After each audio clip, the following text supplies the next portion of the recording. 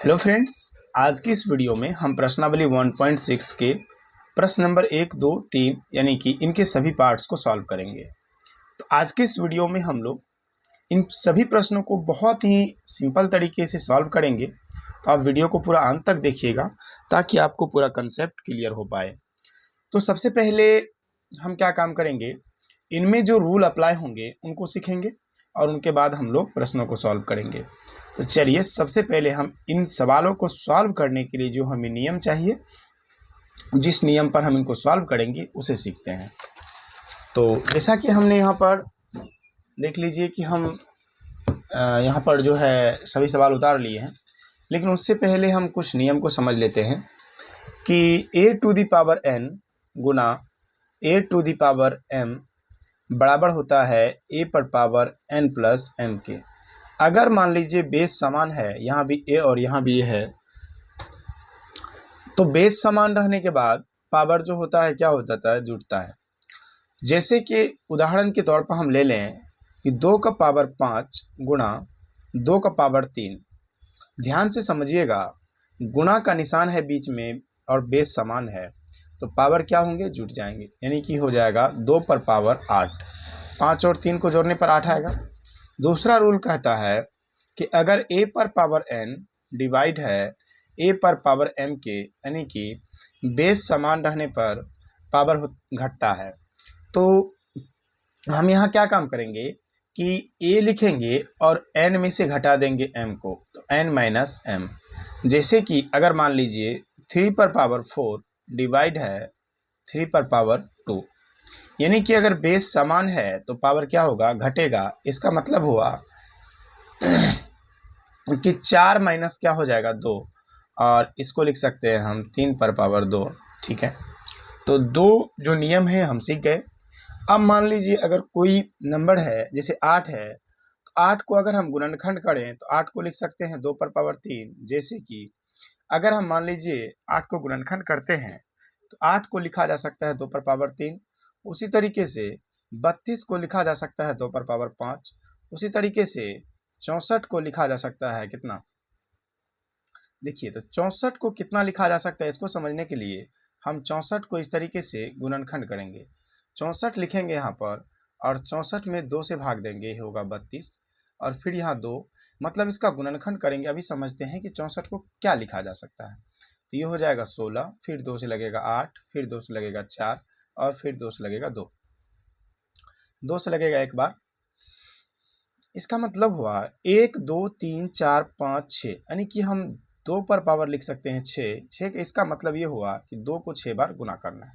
इसी तरीके से हम लोग जो भी रूल इसमें लगेंगे उनको सॉल्व करेंगे। अगर मान लीजिए कोई इस तरीके से है, अगर मान लीजिए बेस समान है, अगर 4/3 है और गुना है 3/4, और इस पर कोई पावर है, मान लीजिए 1/4 पावर है, इनको हम आपस में पहले सॉल्व कर लेंगे। ब्रैकेट को पहले सॉल्व कर लेंगे, यानी कि 4×3 12 और फिर से 4×3 12, इनको सॉल्व करेंगे। अब इन पर 1/4 पावर लिख सकते हैं। ठीक है, बहुत सारे रूल इस तरीके से बनाया जा सकता है, लेकिन अब हम लोग सवाल को सॉल्व करते हैं और उसी दौरान हम आपको रूल बताते जाएंगे। तो चलिए सबसे पहले हम लोग जो पार्ट 1 का हमारा ये पहला सवाल का जो पार्ट 1 है, इनको सॉल्व करते हैं। यहाँ पर लिखा हुआ है 64 पर पावर 1/2। तो देखिए सबसे पहले हम 64 को घातांक रूप में लिखेंगे, यानी कि 64 का फैक्टराइजेशन करेंगे। तो 64 को फैक्टर करने के लिए यहाँ पर 2 से भाग दिया जाएगा, ये होगा 32 दूना 64, फिर 16 दूना 32, और फिर से 8 दूना 16, फिर 2 से लगेगा, कितना हो जाएगा 4 दूना 8, फिर 2 से लगेगा 2 दूना 4, और यहाँ पर 2 करने।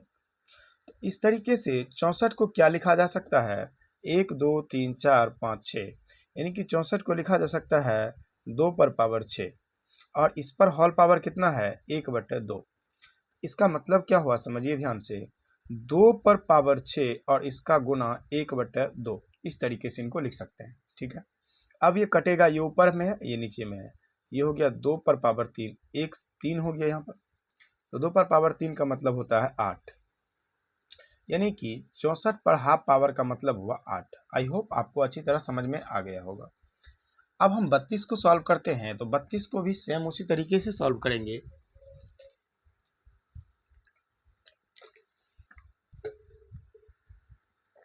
जैसे कि यहाँ पर 32 लिखा हुआ है, तो हम क्या काम करेंगे, 32 को सबसे पहले घातांक के रूप में लिखेंगे, यानी फैक्टराइजेशन करेंगे। तो यहाँ पर लिखा जाएगा सबसे पहले 32, ठीक है। अभी इसको 1/5 को कुछ नहीं कहेंगे, 2 से लगेगा, 16 दूना 32, फिर लगेगा 2 से, 8 दूना 16, फिर 2 से लगेगा 4 दूना 8, और फिर 2 से लगेगा 2 दूना 4, और फिर 2 से लगेगा 2 एकम 2। इसका मतलब हुआ कि हम 32 को क्या लिख सकते हैं, 1 2 3 4 5, 2 पर पावर 5, ठीक है। और इस पर होल पावर कितना है, 1/5। इसको इस तरीके से लिख सकते हैं हम, 2 पर पावर 5 गुना 1/5। इसको काट देंगे दोनों को, 2 पर पावर 1 का मतलब होता है 2, ठीक है। इस तरीके से हमारा आंसर कितना आ गया, 2 आ गया। अब सवाल नंबर पार्ट 1 का जो थर्ड पार्ट है, इनको देखते हैं। यह 125 है, इनको भी उसी तरीके से सॉल्व करेंगे। सबसे पहले 125 का करेंगे फैक्टर।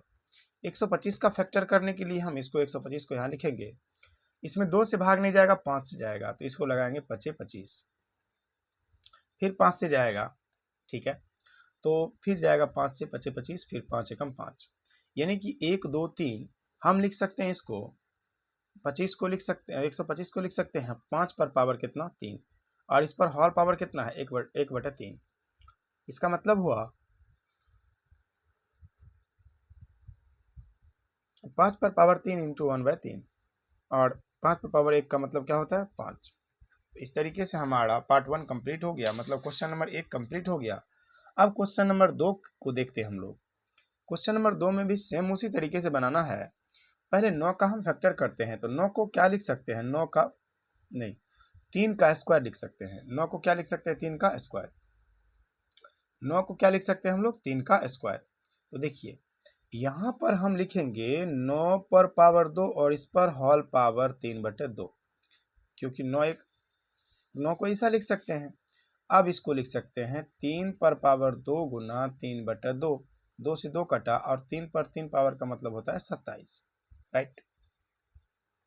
32 को अभी हमने फैक्टर किया था, देखिए यहाँ पर 32 को हमने यहाँ फैक्टर किया, तो 32 को क्या लिखा जा सकता है, 2 पर पावर 5। तो हम यहाँ पर डायरेक्ट लिख रहे हैं 32 को 2 पर पावर कितना, 5, और इस पर कितना होल पावर है, 2/5, ठीक है। अब देखिए इसको डायरेक्ट यहाँ भी काटा जा सकता है, तो यहाँ बचेगा 2 पर पावर 2 बराबर 4, ठीक है। चलिए अब इसके सवाल नंबर 2 के पार्ट नंबर 3 को सॉल्व करते हैं, ठीक है। सवाल नंबर 2 के पार्ट नंबर 3 क्या है, ध्यान समझिएगा।